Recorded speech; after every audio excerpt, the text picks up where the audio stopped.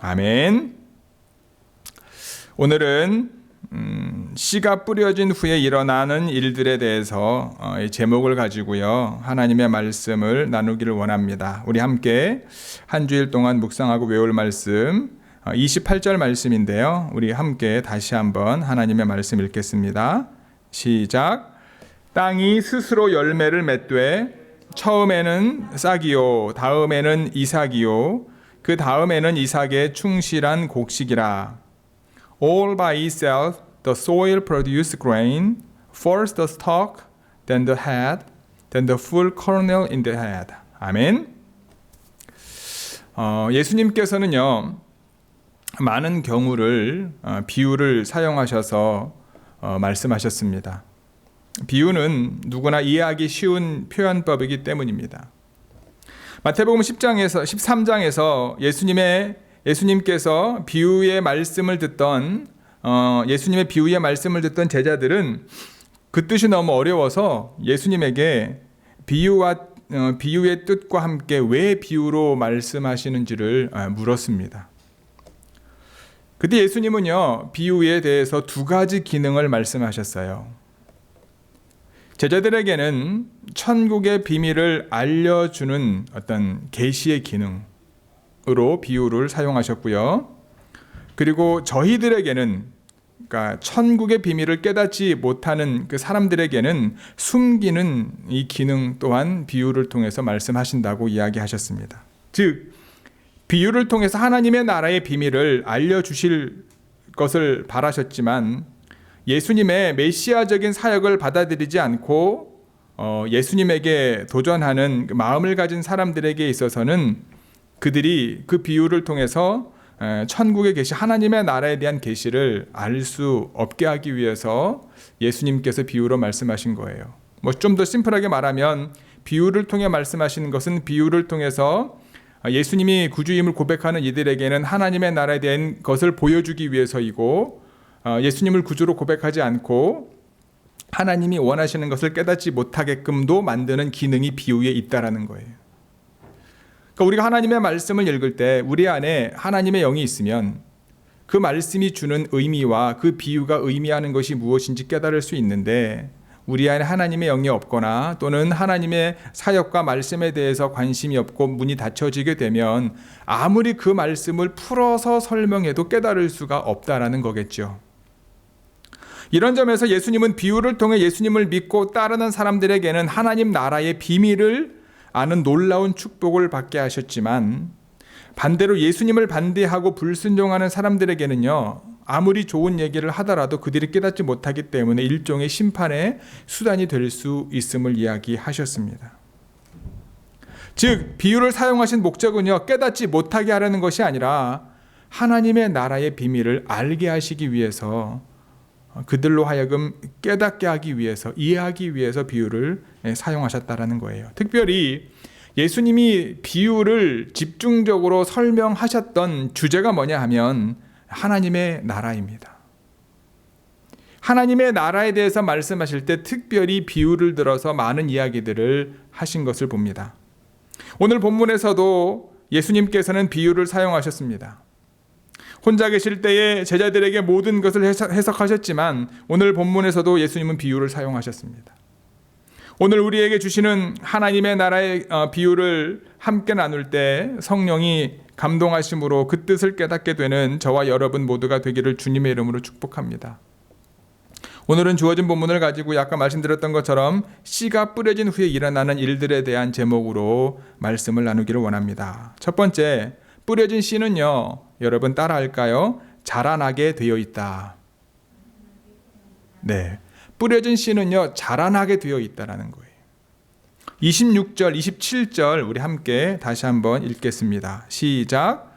또 이르시되 하나님의 나라는 사람이 씨를 땅에 뿌림과 같으니 그가 밤낮 자고 깨고 하는 중에 씨가 나서 자라되 어떻게 그리 되는지를 알지 못하느니라. He also said, This is what the kingdom of God is like. A man scatters seed on the ground. Night and day, whether he sleeps or gets up, the seed sprouts and grows, though he does not know how. 오늘 본문에서 하나님의 나라에 대해 두 가지 비유를 가지고 이야기하고 있는데, 첫 번째는요, 하나님의 나라는 씨를 땅에 뿌림과 같다라는 거예요. 하나님의 나라는 땅에 뿌려지는 씨다라고 말하지 않습니다. 하나님 나라는 사람이 씨를 땅에 뿌림과 같다는 것은요, 씨를 땅에 뿌리는 행위를 강조하는 거예요. 즉, 씨를 땅에 뿌리는 행위가 곧 하나님의 나라다라고 이해할 수 있습니다. 여기서는 씨를 뿌리는 땅에 대해서 이야기하고 있지 않아요. 씨를 뿌리는 농부가 누구인지에 대해서도 이야기하고 있지 않습니다. 씨를 뿌리는 행위를 이야기하고 있는 거예요. 그렇다면 씨가 땅에 뿌려지면 어떤 일이 일어납니까? 농부가 밤에 자고 낮에 일어나는 중에 씨가 자라게 되어 있다라고 오늘 본문은 우리에게 말해주고 있습니다. 여러분, 타임 랩스라고 하는 카메라 기능을 알고 계신가요? 타임 랩스. 요즘에는 이 촬영 기법을 통해 가지고요, 아마 씨가 자라는 과정을 촬영할 수는 있을 거예요. 그래서 이 기법은 시간이 변화를 기록하는 영상 기법을 말합니다. 카메라를 제자리에 두고요, 피사체가 움직이는 것을 몇 초 간격을 두고 계속해서 촬영할 수 있는 기술을 말해요. 그래서 시간이 흐름을 제작자 마음대로 조절할 수 있고, 프레임 수를 조절해가지고 속도도 조절할 수 있다고 합니다. 하지만 오늘 본문이 쓰여질 당시에는 우리가 잘 알고 있는 것처럼 농부가 자신의 뿌린 씨가 어떻게 자라는지 알 수 없었을 것입니다. 씨가 땅을 뚫고 나온 후에야 알 수 있었겠지요. 씨가 자라는 과정을 상상해 보십시오. 자연의 변화는요, 요란하지 않습니다. 너무 천천히 변해서 그냥 그대로인 듯 하지만 하루가 지나면 조금씩 바뀌는 거죠. 농부가 씨를 뿌리게 되면 아무것도 없던 땅이 열매로 가득하게 됩니다. 씨가 뿌려지면 당장 열매를 맺지 않습니다. 하지만 일단 씨가 뿌려지면 그 땅은 열매를 맺는 땅이 되는 거죠. 이것이 곧 하나님의 나라다라고 말씀하고 있는 겁니다. 하나님의 나라는 이와 같이 하나님께서 원하시는 열매를 맺는 영역이 확장되어 가는 것을 말하고 있다는 거예요. 하나님의 통치 영역이 넓어져 가고 있는 것을 말하고 있는 겁니다. 우리는 씨를 뿌린 후에 빠른 시간 안에 열매를 맺기를 원하지만, 열매를 얻기 위해서는 시간이 필요하지요. 씨앗은 자라나는 단계를 건너뛰지 않습니다. 반드시 순서가 있는 거죠. 씨가 땅에 떨어져 처음에는 싹이 나옵니다. 다음에는 이삭이 나오죠. 그 다음에는 충실한 곡식이 나옵니다. 하나님의 나라의 영역은 어느 순간 갑자기 이루어지는 것이 아니라 과정이 있는 거지요. 그 과정은 모든 사람들이 알 만큼 요란하지 않습니다. 때로는 조용하게 이루어집니다. 하나님께서는 저와 여러분들 안에 말씀의 씨앗을 심으셨음을 믿으시기 바랍니다. 여러 가지 통로를 통해 하나님께서 심으셨어요. 언제 어떻게 자랐는지 확실히 알 수는 없지만 그 말씀의 씨앗이 우리의 삶에서 싹이 텄고 이삭이 과정을 거쳐서 곡식으로 열매를 맺고 있기에 오늘 이 시간 하나님께 예배를 드리고 있는 것이라 믿습니다. 하나님과 상관없는 아무것도 없는 빈 땅과 같았던 우리의 인생이 이제는 하나님께서 통치하시는 하나님의 나라의 영역으로 우리의 삶이 조금씩 바뀌고 있는 것입니다. 마치 씨가 심겨진 후에 싹이 나고 이삭이 지나 결실을 맺는 것처럼 말입니다. 오늘 본문에서도 우리에게 말하는 교훈은요, 하나님의 말씀의 씨를 심기만 하면 그 씨는 자라나게 되어 있다는 거예요. 여러분과 저의 삶에도 그대로 적용되고 우리 이웃의 삶에도 동일하게 적용될 거라 생각합니다. 예전에 오하이오에서 사역할 때요, 집사님 한 분이 깻잎 모종을 가져다 주셨어요. 저희 사택 앞들의 화단에다가 심었던 적이 있습니다.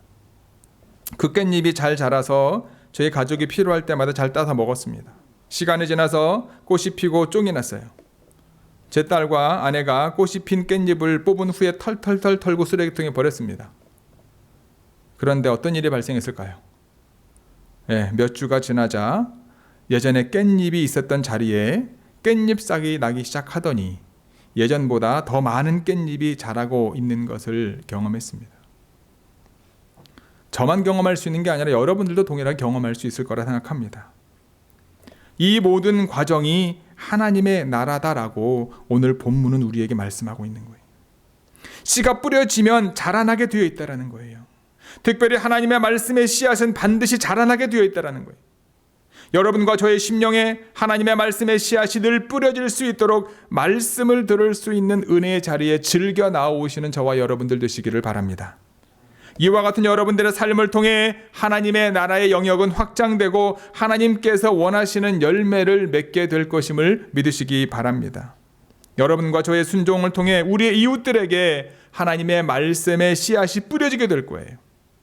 일단 이 말씀의 씨앗이 뿌려지게 되면 비록 우리가 원하는 속도와 때와는 다를 수 있지만 반드시 그 씨는 자라게 되어 있음을 잊지 마시고 그와 같은 은혜의 자리를 늘 사모하는 저와 여러분들이 되기를 주님의 이름으로 축복합니다. 두 번째, 뿌려진 씨는요, 자라나가지고요, 큰 가지를 가진 나무가 됩니다. 우리 31절, 32절 함께 읽어볼까요? 시작. 겨자씨 한 알과 같으니 땅에 심길 때에는 땅 위의 모든 씨보다 작은 것이로되 심긴 후에는 자라서 모든 풀보다 커지며 큰 가지를 내나니 공중의 새들이 그 그늘에 깃들일 만큼 되느니라. It is like a mustard seed, which is the smallest seed you plant in the ground. Yet when planted, it grows and becomes the largest of all garden plants, with such big branches that the birds of the air can perch in his shade. 아멘. 여러분, 겨자씨는요, 여러분 겨자나무 본 적이 있으신가요? 아마 인터넷으로 치면 겨자나무를 치면 우리가 생각하는 울창한 나무가 아닙니다. 우리가 생각하는 크게 자라는 나무가 아니에요. 우리는 이 말씀을 듣다 보면 이제 겨자씨라고 하는 이제 선입관을 내려놓고 작은 씨에 대해서 이야기하고 큰 나무가 된다라고 그냥 이 어떤 문자적인 의미만 생각하게 되면 겨자나무가 되게 큰 것처럼 느껴질 수 있는데 겨자나무는 그렇게 큰 나무는 아닙니다. 보통 겨자나무가 커봐야 사람의 키 정도 또는 키보다 조금 더 크게 자랄 만큼 그 정도 되는 나무입니다. 매우 작은 씨가 자라서 사람 키 정도 되는 나무로 자라는 것 사실이죠. 우리가 생각하고 있는 성공과는 거리가 조금 있는 것 같습니다. 여러분들 레드우드 포레스트 가보신 적 있나요? 여기 위로 올라가다 보면 거기 저도 이제 한번 갔었었는데 기가 막히더라고요. 나무의 사이즈도 그렇고 크기도 그렇고 수십 년 수백 년 된 나무들도 되게 많은데 그 정도는 돼야지 큰 나무, 큰 가지를 가지고 있는 나무라고 얘기할 수 있지 않을까. 그리고 당시 겨자씨는 일부러 심는 작물이 아닌 경우가 많았습니다. 왜냐하면 그것이 가지런하여 정리한 밭을 해치며 자라기 때문입니다. 다른 식물들의 성장을 방해하고 미관을 해치는 식물들 중에 하나가 겨자나무였다고 합니다. 농장을 관리하는 농부의 입장에서 보면은요, 겨자 농장으로 운영하지 않는 한 뽑아서 제거해야 할 잡풀들 중에 하나로 여겨질 정도였다고 합니다. 그런데 예수님께서 겨자씨가 하나님 나라와 같다고 말씀하시고 있어요. 오늘 본문에서는. 다른 작물들이 자라는 것을 방해하고 미관을 해치는, 그래서 뽑아 없어버려야 할 겨자씨에서 하나님의 나라를 볼 수 있다라고 지금 말씀하고 있는 거예요. 사실 겨자씨에 대한 비유에 대한 원조격의 이야기가 구약 성경에 있습니다. 구약의 예언자인 에스겔과 다니엘도 하나님께서 다스리시는 훌륭한 나라, 그러니까 하나님의 나라에 대한 비유를 이야기할 때 나무의 비유를 들었습니다. 새들이 나무에 깃들어 쉰다는 내용이 이 에스겔과 다니엘서 그리고 예수님이 말씀하시는 것과 동일하게 비슷한 부분입니다. 하지만 다른 점이 있다면 나무의 종류예요. 에스겔과 다니엘이 사용하는 나무는요, 겨자나무가 아니라 무슨 나무일까요? 백향목 나무입니다. 백향목은요, 성전이나 왕궁을 지을 때 쓰는 크고 질 좋은 건축 자재였습니다. 즉 에스겔과 다니엘의 환상은 이스라엘의 회복에 대한 기대를 백향목 나무에 깃들여서 비유해서 말하고 있는 거예요. 크고 질 좋은 건축 자재였기에 그것을 통해서 말하고 있는 거예요. 그것이 그들의 믿음이었고 예언이었고 그들에게 보여주신 하나님의 약속의 말씀이었습니다. 그런데 예수님께서는요, 백향목이 아닌 겨자나무에 대해서 지금 이야기하고 있어요. 아주 곧게 뻗은 사람 눈에 보이기에 좋은 큰 가지를 가진 나무가 아니라 덤불과 같은 잔 가지들을 많이 가지고 있는 겨자나무를 비유로 사용하고 있는 거예요. 겨자나무의 덤불과 같은 가지를 큰 가지라고 표현합니다. 우리가 볼 때 큰 가지가 아닌데 그걸 큰 가지라고 주님이 말씀하고 있는 거예요. 오히려 예수님께서 만약에 백향목 씨에 대한 비유로 사용했다면, 백향목 씨가 심겨져 가지고 큰 가지를 이루고 큰 나무를 이루고 정말 공중의 새들의 그늘이 된다라고 말했다면 조금 더 이해되지 않았을까? 하지만 백향목이 있어야 될 자리에 겨자나무가 지금 있는 거예요. 사무엘상 16장에 보면 여러분, 하나님께서 이스라엘의 초대 왕인 사울을 버리시고 두 번째 왕을 선택하기 위해서 사무엘을 예루살렘으로 보내는 이야기가 나옵니다. 예루살렘에 살고 있는 이새에게 보낸 이야기가 나오죠. 이새의 아들 중에서 이스라엘의 두 번째 왕을 세우시기로 하나님께서 결정하셨어요. 사무엘은 사울을 두려워해서 베들레헴에 가기를 주저했지만 하나님께서 가르쳐 주신 대로 그곳에 가서 제사를 드리기로 결정을 하고 그 자리에 이새와 이새의 아들들을 초대합니다. 이새와 그의 아들들은요, 성결하게 하고 제사에 참여했어요. 이새의 아들들의 제사에 참여하는 것을 보고 사무엘은 하나님께서 선택하신 다음 이스라엘 왕이 누구인지를 점검하기 시작합니다. 이새의 첫 번째 아들인 엘리압을 보고 사무엘은 마음속에 이런 생각을 했어요. 가장 큰 아들이니까 가장 장성했겠죠. 그 마음속에 어떤 마음을 가졌습니까? 여호와의 기름 부으실 자가 과연 주님 앞에 있구나 라고 생각했습니다. 그때 하나님께서 사무엘에게 말씀하십니다. 용모와 키를 보지 말라. 내가 이미 그를 버렸다. 내가 보는 것은 사람과 같지 아니하니 사람은 외모를 보거니와 나 여호와는 중심을 보느니라. 이새의 7명의 아들 중에 하나님께서 선택한 사람은 하나도 없었어요. 결국 이새는요, 사무엘의 요청에 따라 양을 치고 있던 어린 막내 아들 다윗을 사무엘 앞으로 데리고 오게 되었고, 하나님께서는 이 이새의 막내 아들인 다윗을 선택하셨습니다. 그리고 그를 통해 다윗 왕국을 세우셨고 하나님의 나라 영역을 확장해 가셨던 것을 우리는 기억합니다. 왜 예수님께서 모든 사람들이 이해하고 인정할 수 있는 백향목 씨를 그의 비유에 사용하지 않으시고 겨자 씨를 사용하신 이유가 바로 여기에 있는 거예요. 예수님 당시 농부의 입장에서 겨자나무는 뽑아야 하는 나무였습니다. 그것은 다른 농작물에 방해가 되었고 미관을 해치는 나무였습니다. 누가 심었는지 알 수도 없는 나무였습니다. 예수님께서는 하나님 나라에서 늘 따돌림 당하던 겨자나무와 같은 사람들에게 하나님의 나라는 너희 것이다 라고 지금 말하고 있는 거예요. 백향목 나무 같은 곧게 뻗은 큰 가지를 가지고 있진 않지만 덤불과 같은 가지를 가지고 있는 겨자나무를 큰 가지를 가지고 있는 나무라고 주님께서 말씀하고 있는 거예요. 하나님의 나라는요, 사람들이 보기에 좋고 사람들이 인정하며 사람들이 정말 원하는 백향목을 만드는 백향목 씨와 같은 것이 아니다라는 거예요. 하나님의 나라는 외모로 보잘것없고 사람들에게 인정을 받지 못할지라도 예수님께서 인정하시는 큰 가지를 가진 나무로 인정하는 겨자나무로 만드는 겨자씨와 같다는 거예요. 우리는 외모와 크기에 우리의 관심을 집중합니다. 누가 크냐, 누가 많으냐, 누가 높으냐, 누가 빠르냐, 누가 좋으냐. 항상 우리의 관심의 주제가 바로 이런 거잖아요. 그래서 작은 것에는 이미 관심을 주지 않습니다. 세상의 관심은 언제나 높은 사람이고 많이 가진 자이고 뛰어난 재능을 가진 사람에게 초점을 맞추고 있어요. 그러나 인생에서 가장 중요한 삶의 주제는요, 우리의 관점에서 큰 일이 있는 것이 아닙니다. 오히려 하나님께서 관심을 가지고 있는 것은 우리가 볼 때 작은 일에 있을 때가 훨씬 더 많다라는 거예요. 아브라함 링컨, 우리가 잘 알고 있는 미국 역사상 가장 위대한 정치가이죠. 미국의 16대 대통령이죠. 링컨이 별명이 되게 많은데 어렸을 때 가지고 있었던 별명 중에 하나가 뭐냐면요, 정직한 에이브였습니다. 정직한 에이브. 그 정직함은요, 작은 일의 정직함에서 얻은 별명이라고 합니다.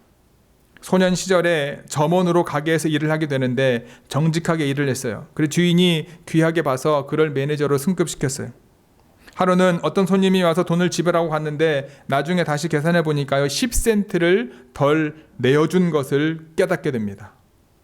그것 때문에 밤새도록 잠을 자지 못하고 괴로워했습니다. 10센트 때문에 밤새도록 고민하다가 마침내 그 다음 날이 휴일임에도 불구하고 3마일이나 떨어진 그 손님에게 찾아가서 그 10센트를 돌려주고 온 거예요. 그때 사람들은 정직한 에이브라는 말을 그때부터 했다고 합니다. 그러나 그는 자신이 왜 자신이 칭찬받아야 하는지 이해할 수 없다고 했어요. 자신의 실수로 돈을 적게 주었기 때문에 오히려 가져다 주면서도 미안한 마음을 가졌던 그였습니다. 그는 정상적인 학교 교육을 받지 못했지만 그가 이런 삶을 어디에서 발견했을까? 우리가 잘 알고 있는 것처럼 어머님이 돌아가실 때 주었던 그 성경을 통해서 그는 발견했다고 볼 수 있겠죠. 링컨이 큰 일을 역사 속에 했기 때문에 그를 귀히 사용하셨다라는 것도 맞는 말이겠지만, 그보다 그에게 주어진 작은 일에 하나님의 기쁨이 되었던 삶들이 모여서 그와 같은 일을 감당했을 것이라 저는 믿습니다. 좋은 교회 성도 여러분, 세상 사람들의 관점에 의하면 하나님의 나라는 겨자씨와 같이 작고 보잘것없는 것처럼 보일 수 있습니다. 그것이 세상 사람들이 원하는 멋있고 자랑할 만한 백향목과 같지 않을 수 있습니다. 하지만 비록 작은 겨자씨일지라도 그 안에 있는 생명으로 땅에 떨어져 자라 나뭇가지를 드러냅니다. 그 나뭇가지도 세상 사람들이 볼 때 큰 가지가 아닐 수 있지만 예수님께서는 겨자나무의 가지를 큰 가지로 보셨습니다. 하나님의 나라는요, 세상 사람들에 의해 세워지는 것이 아닙니다. 하나님의 나라는 예수 그리스도에 의해 세워짐을 믿으시기를 바랍니다. 예수님께서는 여러분과 저의 심령에 하나님의 나라의 겨자씨를 심으셨어요. 그리고 여러분과 저를 이 세상의 겨자씨로 심으셨습니다. 우리가 우리의 삶과 우리가 거하는 삶의 자리를 평가해 보면 세상의 관점으로 보았을 때 작을 수 있어요. 우리가 가진 능력이 작다고도 볼 수 있습니다. 하지만 우리의 심령과 우리의 삶에 심겨진 겨자씨는 하나님의 나라의 씨앗임을 잊지 마시기 바랍니다. 이 씨앗을 믿음으로 간직하면 이 씨가 자라 하나님께서 보시기에 큰 가지를 가진 나무가 될 것임을 믿으시기 바랍니다. 오늘도 세상의 나를 평가하는 자리에 있기보다 주님께서 큰 가지로 보시는 자리에 나아가기를 즐겨하시는 좋은 교회 모든 성도 여러분들이 되시기를 주님의 이름으로 간절히 축복합니다. 세 번째는요, 뿌려진 씨가 자라서 큰 가지를 나무가 되면 공중의 새들의 그늘이 됩니다.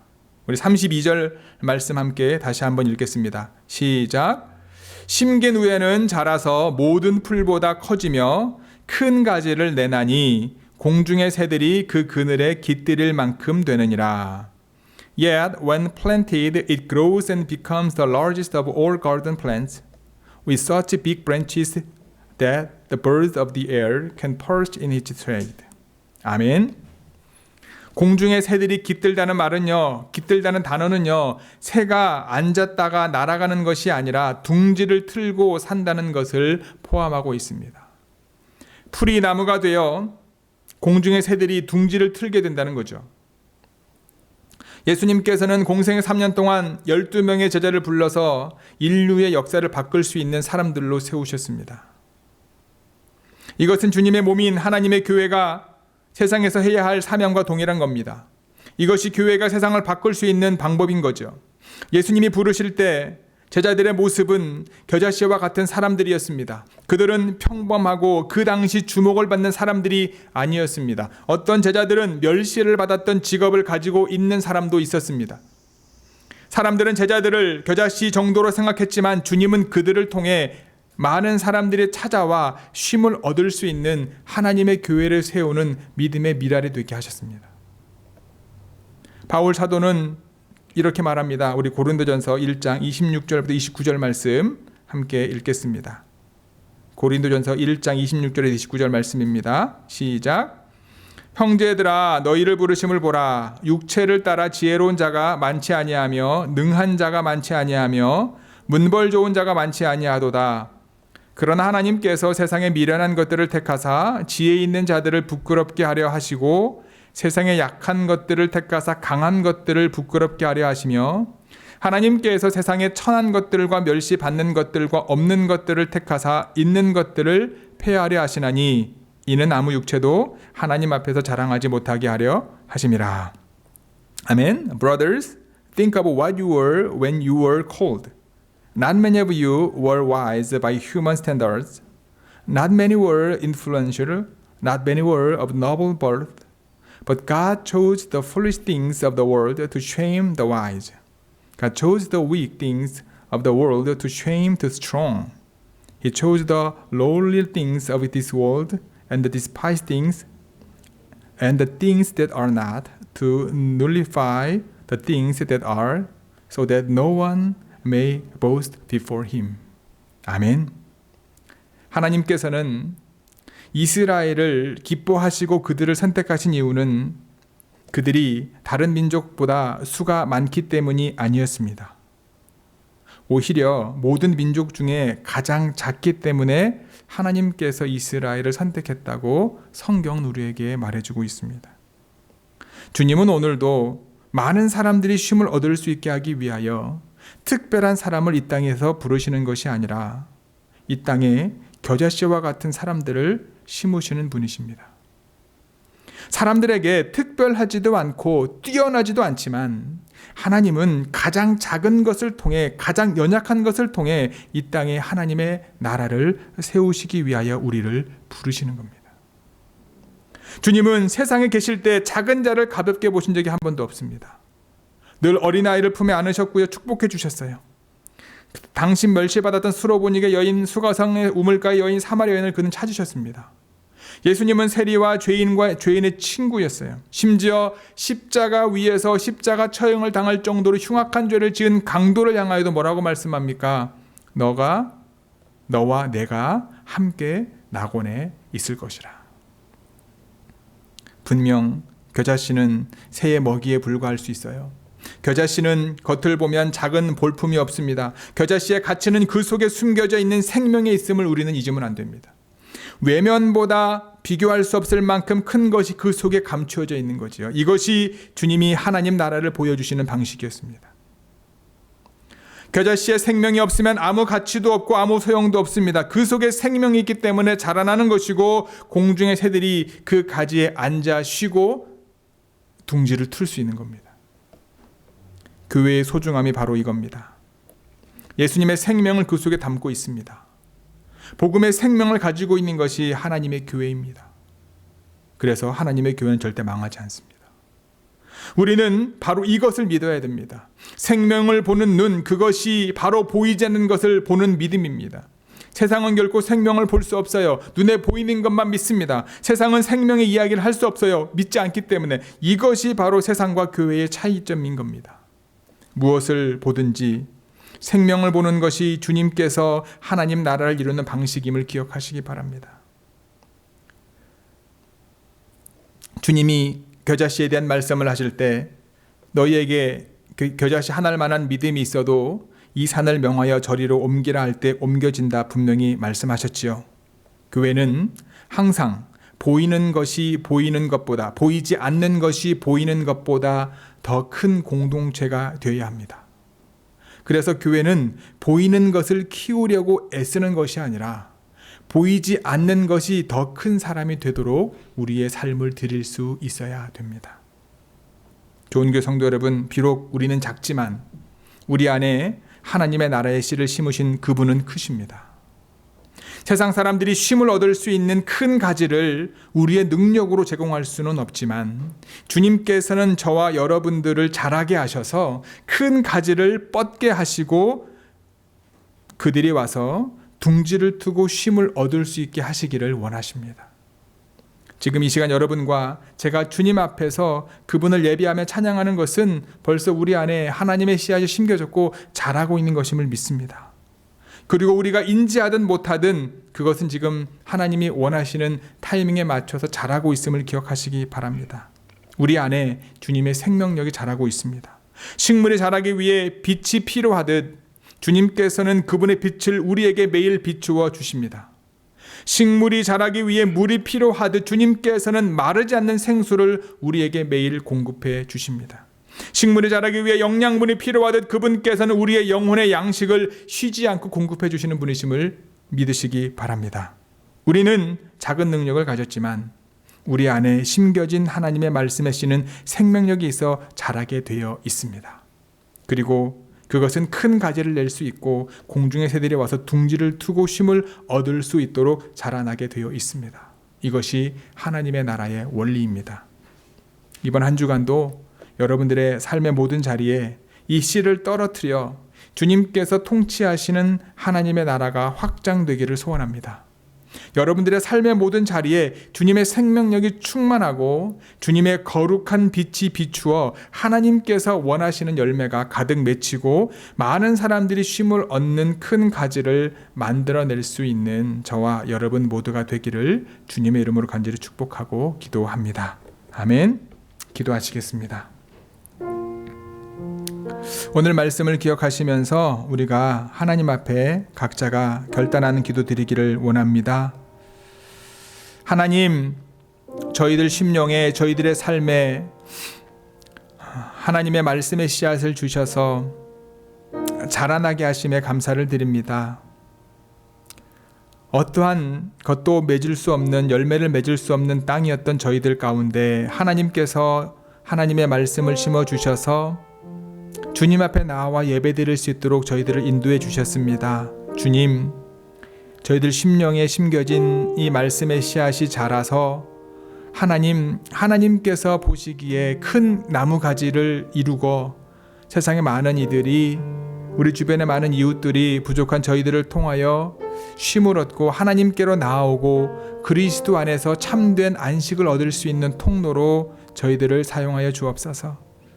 그러한 놀라운 믿음의 자리에 늘 나아갈 수 있도록 주님의 말씀의 씨앗이 늘 우리 심령에 떨어뜨려질 수 있도록 저희들 가운데 주여 주님 앞으로 주님의 말씀을 듣는 그 자리로 늘 나아올 수 있도록 인도하여 주옵소서. 각자가 하나님 앞에 그와 같은 자리를 소망하며 믿음의 결단의 기도 드리기를 원합니다. 함께 기도하시겠습니다.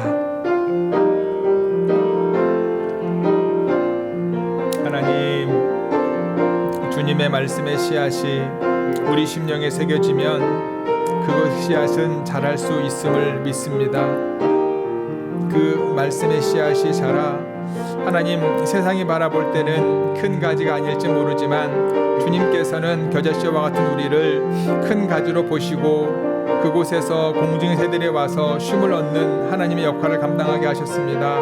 주여, 이 시간 다시 한번 우리의 마음속에 주님의 놀라운 그 은혜를 기억하게 도와주시고 또한 우리의 삶의 모든 자리 가운데 하나님이 심어 놓으신 귀한 씨앗임을 잊지 않고 하나님이 원하시는 거룩한 열매들을 맺고 하나님의 나라가 우리의 삶을 통해 이루어질 수 있도록 하나님 역사해 주시고 주님 인도하여 주시옵소서. 주님, 오 주님 말씀을 도와주시고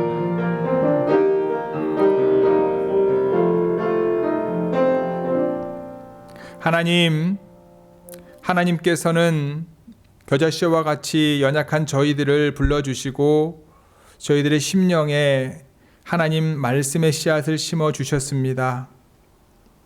우리의 마음의 상태와 우리의 상황과 상관없이 말씀의 씨앗은 심겨지면 자라는 줄 믿습니다. 그 말씀의 씨앗이 자라서 세상이 바라볼 때는 큰 것 같지 않고 작은 것 같지만 주님께서는 큰 가지라 말씀하시며 그 가지에 많은 새들이 와서 쉼을 얻을 수 있게 하셨습니다. 하나님, 우리 좋은 교회 지체들 한 사람 한 사람과 그들이 속해 있는 가정과 우리 좋은 교회가 말씀의 씨앗에 의하여 세워진 하나님의 나라들이 되어질 수 있도록 주님의 통치가 이루어지는 믿음의 삶의 영역이 되어질 수 있도록 주님께서 함께하여 주시고 역사하여 주옵소서. 주님의 말씀의 씨앗을 우리가 받을 수 있는 장소로 즐겨 나아가게 도와주시고 우리의 삶의 모습이 우리 또한 세상에 보내어진 하나님의 거룩한 씨앗임을 잊지 않고 말씀 가운데 서는 저희 좋은 교회 모든 성도들이 되어질 수 있도록 하나님께서 함께하여 주옵소서. 오늘도 이번 한 주간도 하나님께서 우리와 함께 계시고 하나님께서 우리를 통하여 하나님이 원하시는 열매를 맺기를 원하심을 믿고 주님과 동행하는 삶을 사는 저희들 모두 되게 하여 주옵소서. 이 모든 말씀 우리 주 예수 그리스도의 이름으로 기도드렸사옵나이다. 아멘.